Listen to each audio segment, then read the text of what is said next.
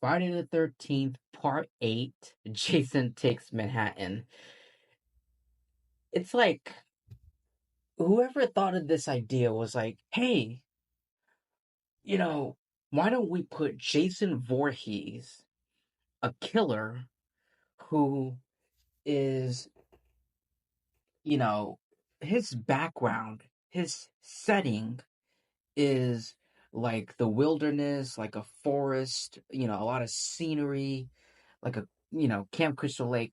And let's put him in a very busy and busting city of Manhattan.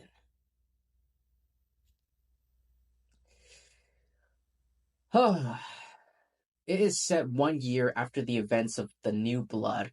The film follows Jason as he stalks a group of high school graduates on a ship en route to New York City. It was the final film in the series to be distributed by Paramount in the United States until 2009, with the subsequent Friday the 13th installments being distributed by New Line Cinema.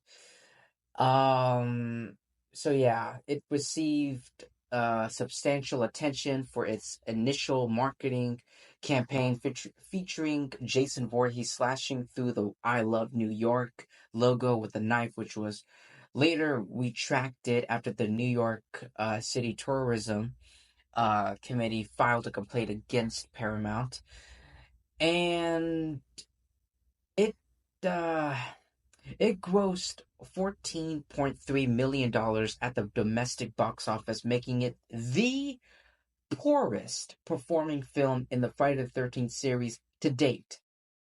And it got an overwhelmingly negative reviews by critics and fans because this movie is fucking stupid. This entire franchise just keeps getting repetitive and repetitive and repetitive. It's like, oh, people are getting sick and tired of Jason, going around these forests and all these trees and these wilderness and Camp Crystal Lake and killing all these, people at the camp. So why don't we pick him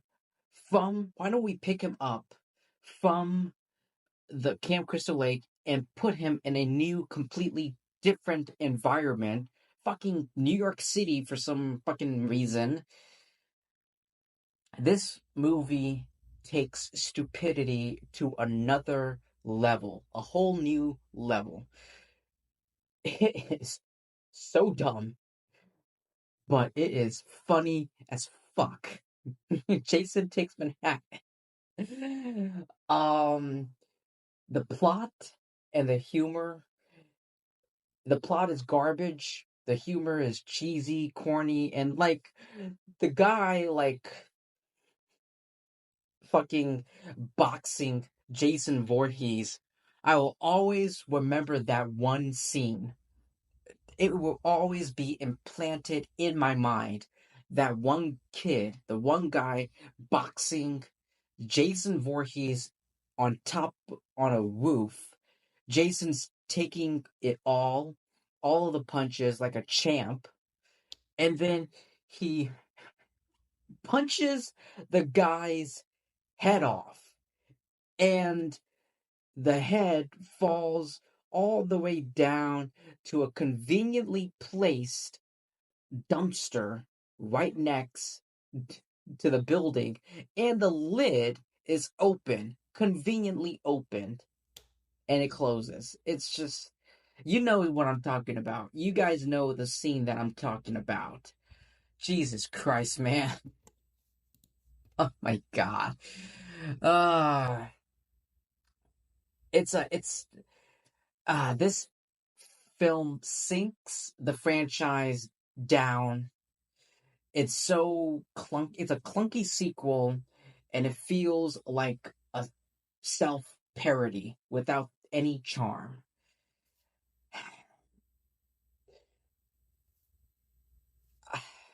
It's the script is like it's it's imbecilic. Is that how you say the word? It's what a bunch of imbeciles. Whoever wrote the screenplay No offense to you, maybe, but you're an imbecile.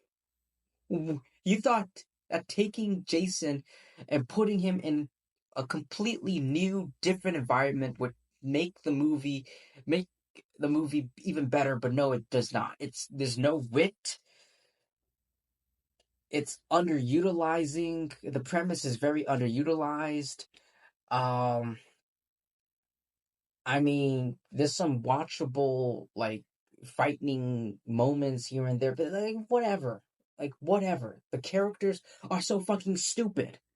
They're very stupid. And the film, I don't even know what to say. They changed the scenery with an occasional dashes of humor.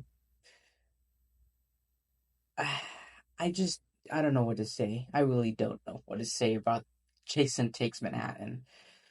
Ah, God. I know some people didn't like the humor. I thought it was fucking stupid. I thought the humor was funny in a very stupid kind of way, if that makes any sense. Like it's trying to like rework a formula.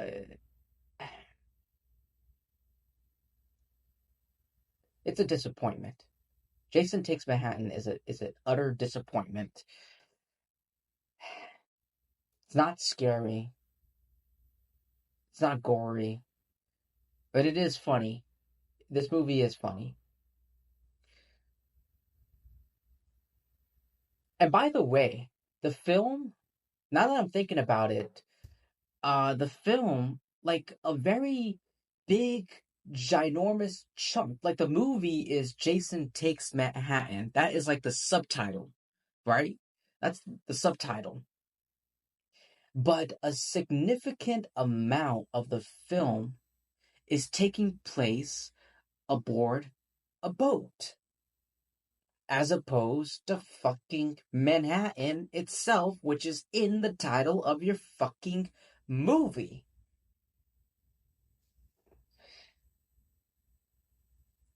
To be honest with you, Betsy Sherman of the Boston Globe wrote that the film should have been called Jason Takes a Cruise, and she was absolutely right. And she was absolutely right. uh, takes a cruise snooze, a snooze cruise. Jesus Christ! The film, the direction is so stupid. Everything about this film is just so dumb. Ah,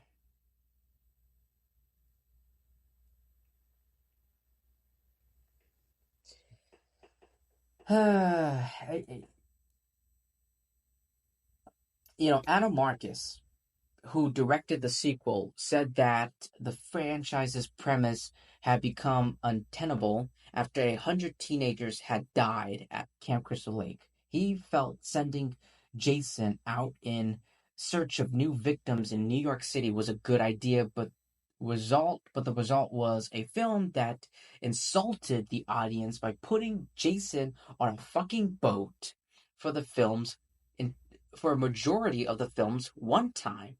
Jason doesn't actually go to Manhattan until like the third act.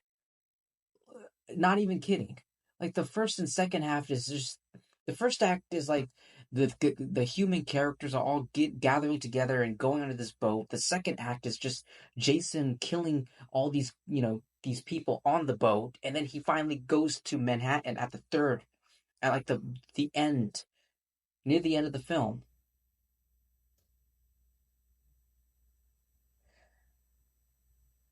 On his commentary track for the film in the box set, director Rob Haddon acknowledges the faults and agrees that more of the film should have been set in Manhattan, citing budgetary and schedule problems.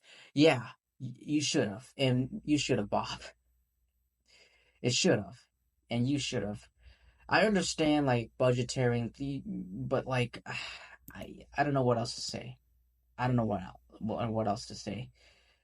And this film just keeps getting, not the film, but the whole franchise. The next film in the Friday the 13th franchise is Jason Goes to Hell, which is by far the worst, disgusting, like, abomination. It's probably, Jason Goes to Hell, the final Friday, is my least favorite, is the worst. Personally, my least favorite and the worst Friday the 13th film in the entire franchise. It's worse than the 2009 remake. It's worse than Jason X. But anyway, that's all I have to say for Friday the 13th, Part 8, Jason Takes Manhattan. Let me know what you thought about it. Thank you so much, everyone, for taking time for listening to my review, my thoughts. Please like and subscribe. Definitely subscribe, because when you subscribe to my channel, you'll be helping me out by a bunch, and that would really mean a lot to me, because, I would like to, I would like, the community to keep growing, because when you subscribe to my YouTube channel, you'll be helping me out. You'll be part of the community, and I treat my community as a big giant family, and I would like for our family, our community, my community to keep growing and to keep thriving, and that would really mean a lot to me. Thank you so much, everyone, and I'll see you in my next video.